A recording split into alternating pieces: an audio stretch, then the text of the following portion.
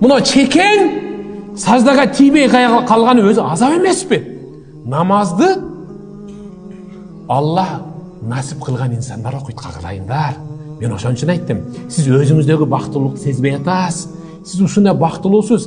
Сиз дүнүйөнү момунтип, чеңгелдеп эки колуңуз менен кучаңызга толтуруп алгансыз. Сизден бай инсан жок, айтып коеюн. Сиз ушунчалык бай инсансыз. Сиздин досуңуз бар, 2 кабат особнягі бар.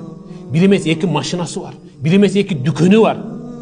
4 түлүк малдан түрү бар. Бирок сизде андай жок. Ал бейнамаз.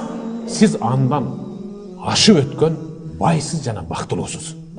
Сиз өзүңүздү бактылуу сезин. Момун мусулмандын бул дүйнөдө кырсыкка учуроосу бир дары сыяктуу. Сөз түрдө бир дары сыяктуу. Аллах Таала анын истигфар менен кечирилбеген күнөөсүн мүдүрлүп жыгылып